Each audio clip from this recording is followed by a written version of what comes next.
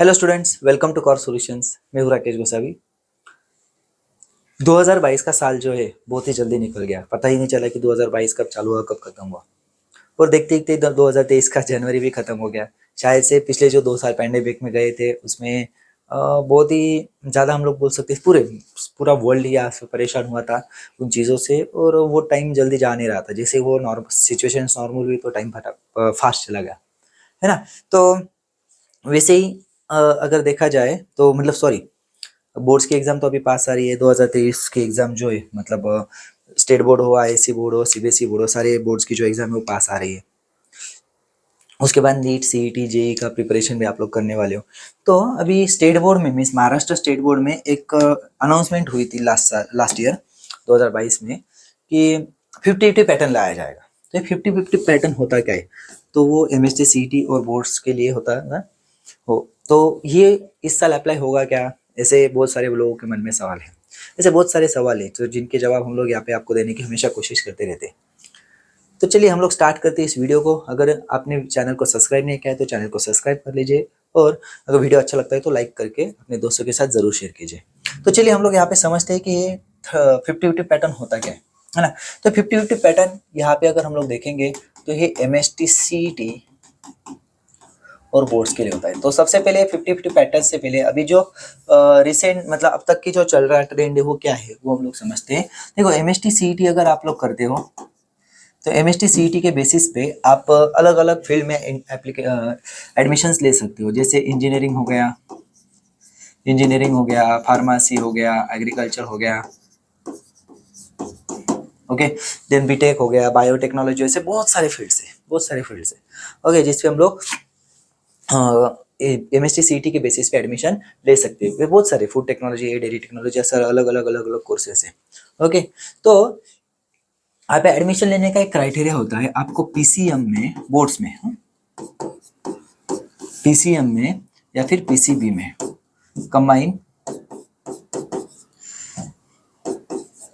Combine आपको 50% means 150 marks होने चाहिए जनरल कैटेगरी के लिए ओके। तो ये एलिजिबिलिटी क्राइटेरिया है। ये एलिजिबिलिटी मीन्स यहाँ से आप एलिजिबल होते हो एडमिशन लेने के लिए।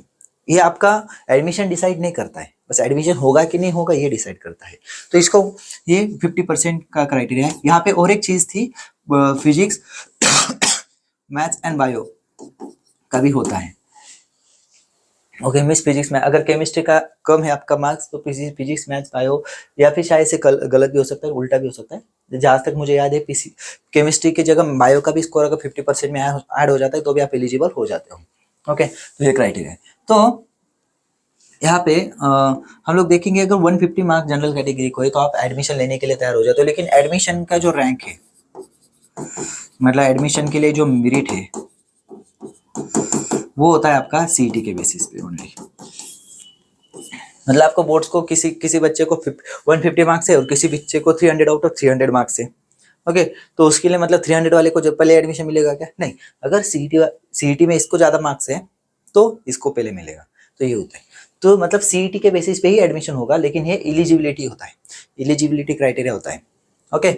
लेकिन तो यहाँ पे अगर 150 से कम मार्क्स है आपको, अगर जनरल कैटेगरी से, बस कैटेगरी वाइज थोड़ा बहुत कम होता है, 5% कम होते हैं, 135 ओके। तो अगर आपको किसी को 149 भी है मान लेते तो वो एडमिशन ही नहीं कर सकता।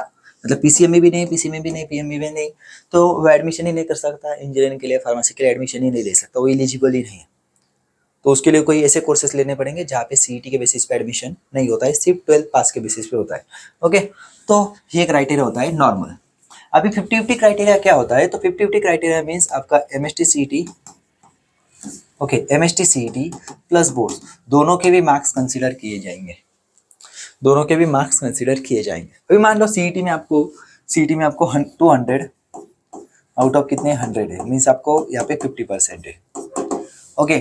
और यहाँ पे आपको मान लेते हैं 72% है, या फिर 70 कर लेते हैं, थोड़ा सा कैलकुलेशन के लिए इजी हो जाएगा, है ना। तो 70% है तो आपके क्या हो जाएंगे, 50 प्लस 70 ये हो जाएंगे 120 ओके। तो इसको क्या किया जाएगा, एवरेज किया जाएगा, मतलब आपका मार्क्स हो जाएंगे 60%। फिर इसके बेसिस पे आपका एडमिशन होगा ओके, इस तरीके से। ओके, मतलब मैंने बस आपको समझाने के लिए किया है। तो क्राइटेरिया परसेंटेज में ना होने की जगह नंबर्स पे भी हो सकता है, कैसे भी हो सकता है, लेकिन बेसिक मतलब कंसेप्ट यही है। मतलब बोर्ड्स और सीईटी दोनों के भी मार्क्स यहाँ पे कंसीडर किए जाएंगे। तो अब ये जो पैटर्न है, तो ये पैटर्न इस साल अप्लाई होने वाला है क्या, ये सबसे बड़ा सवाल है। तो अभी तक तो 2022-23 के लिए 2022-23 के लिए अभी तक कोई भी ऑफिशियल अनाउंसमेंट हुई नहीं है।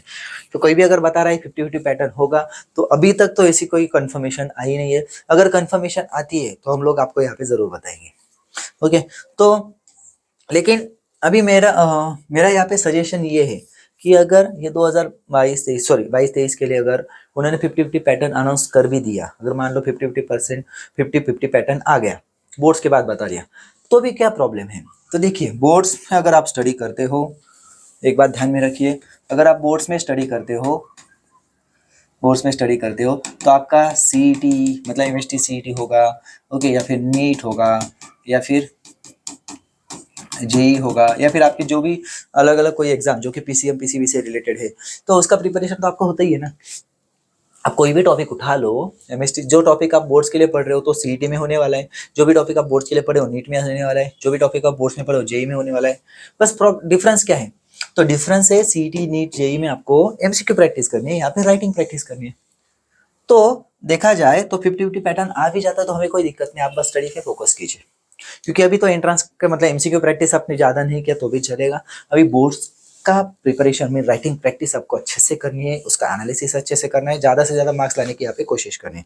तो अभी हम लोग क्या करेंगे, तो यहाँ पे सबसे पहले आप बोर्ड्स का प्रिपरेशन करो, 50-50 पैटर्न आए ना आए हमें उससे कोई ज़्यादा फर्क नहीं पड़ने वाला।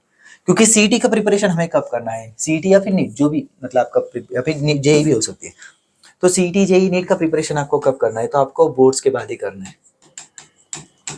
तो आप बोलोगे सर तब तक तो कुछ नहीं होगा, अरे यार आप बोर्ड्स कर रहे हो ना, तो बोर्ड्स में ही आपका उसका थ्योरी हो रहा है, जो थ्योरी आप बोर्ड्स में पढ़ रहे हो उसी के एमसीक्यू बाद में करने होगा, सीईटी नीट जेई का प्रिपरेशन, कंसेप्ट तो वही है ना। तो वही आपने क्या करना है, बोर्ड्स पे आप पूरा पूरा फोकस करिए, बोर्ड्स में अच्छे से मार्क्स लाइए, और उसके बाद सीईटी जेई नीट का प्रिपरेशन आपने कब से करना है, लगभग अगर स्टेट बोर्ड एचएससी की बात की जाए, एचएससी का पेपर 8 मार्च को बायो का खत्म हो रहा है, तो आपने 8 मार्च के बाद स्टूडेंट स्टार्ट कर देना है। अगर किसी का बायो नहीं है तो मैथ्स पेपर के बाद डायरेक्ट स्टार्ट कर देना है।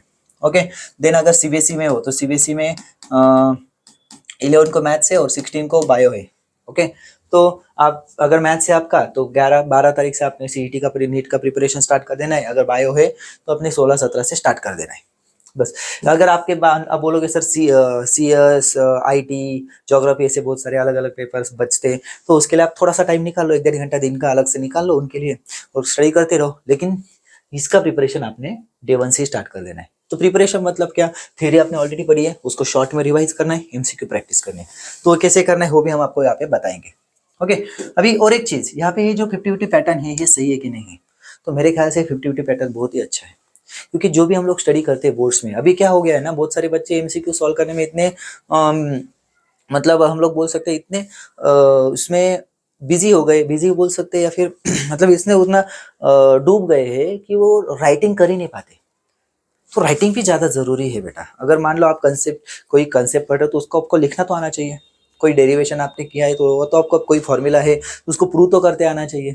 तो राइटिंग प्रैक्टिस में भी राइटिंग प्रैक्टिस को भी कोई इंपॉर्टेंस होना चाहिए। इसके लिए बोर्ड्स में अगर 50-50 पैटर्न अप्लाई किया जाता है, बोर्ड्स के मार्क्स को इंपॉर्टेंस दिया जाता है एडमिशन के लिए, तो बहुत ही सही है। इसके लिए बिल्कुल भी नेगेटिव सोचने की जरूरत नहीं है। ये मेरा ओपिनियन है, शायद से आपका अलग हो सकता है, बाकी टीचर्स का अलग हो सकता है। ओके, ये मेरा ख्याल है। क्योंकि अगर हम लोग देखा जाए यूपीएससी जो कि सबसे बड़ी एग्जाम मानी जाती है, तो यूपीएससी एग्जाम में भी अगर हम लोग फाइनल मतलब जो मेन पेपर रहता है, राइट, मेंस बोलते हैं ना उसको, राइट, प्री और मेंस होता है, तो मेंस भी अगर देखा जाए तो उसमें भी रिटर्न रहती है, राइट, डिस्क्रिप्टिव रहती है। तो मतलब यहाँ पे भी बोर्ड्स पे और इंपॉर्टेंस दिया जाए तो कोई गलत नहीं है। तो ठीक है, हमें तो कोई फर्क नहीं पड़ता 50-50 पैटर्न करे या ना करे, क्योंकि ऐसा कोई बच्चा नहीं है बेटा, ऐसा कोई बच्चा नहीं है कि जो एंट्रेंस में अच्छे मार्क्स लाता है वो बोर्ड्स में नहीं ले पाता। ध्यान में रखना, ऐसा हो सकता है कि बोर्ड्स में अच्छे मार्क्स आए एंट्रेंस में ना आए, ओके, लेकिन ऐसा हो ही नहीं सकता, ध्यान में रखिए। तो बोर्ड्स में अच्छे मार्क्स आने ही आने, अगर आपने स्टडी किया है तो एंट्रेंस में शायद से थोड़े बहुत कम ज्यादा हो सकते हैं, बोर्ड्स में आने ही है तो बोर्ड्स में मार्क्स आएंगे। और उसका यूज सीईटी जेईई नीट में तब होता है जब आप उसके एमसीक्यू अच्छे से सॉल्व करते हो, एमसीक्यू प्रैक्टिस अच्छे से करते हो। सो आई होप आप सारी चीज़ें आपको यहाँ पे समझी होगी 50-50 पैटर्न क्या होता है। अगर आता भी है तो हमें टेंशन लेने की ज़रूरत नहीं है, अगर नहीं होता है तो कोई दिक्कत ही नहीं है। तो हमें बस हमारा जो एलिजिबिलिटी क्राइटेरिया है वो तो बहुत दूर हो जाएगा। आप 150 तो बहुत छोटी बात है, आप 200 200 सवा 200 तो आराम से स्कोर कर सकते हो अगर आपने अच्छे से स्टडी किया है तो। और भी अच्छा किया है तो आप 300 को भी टच कर सकते हो, मतलब 280 290 तक भी जा सकते हो, तो कोई दिक्कत नहीं है। तो अच्छे से स्टडी करिए, ये एलिजिबिलिटी के बारे में तो टेंशन ही लेने की ज़रूरत नहीं है, क्योंकि वो तो होने ही वाला है आपका। और बचा 50-50 पैटर्न अगर आता भी है तो भी हम लोग वहाँ पे अच्छे से परफॉर्म कर लेंगे। तो बस यहाँ पे आपने सारी चीज़ें ध्यान में रखनी जो मैंने यहाँ पे बताया है। और भी अगर कोई दिक्कत है आपको इससे रिलेटेड, आप मुझे कमेंट में पूछ सकते हो, इंस्टाग्राम पे बता सकते हो, कहीं भी आप मुझसे कांटेक्ट कर सकते हो। और साथ ही साथ अगर आपको और भी किसी टॉपिक्स पे वीडियो चाहिए, और भी किसी टॉपिक्स पे आपको डिस्कशन कर रहे हैं, तो आप वो भी हमें बताइए। वो अगर हमें बताएंगे तो हम भी यहाँ पे वीडियो आपके लिए बनाएंगे, और जो भी हेल्प आपको चाहिए वो हम आपको यहाँ पे करते रहेंगे। तो मिलते हैं बच्चों नेक्स्ट वीडियो में, तब तक के लिए अच्छे से रहिए। All the best, take care and bye bye.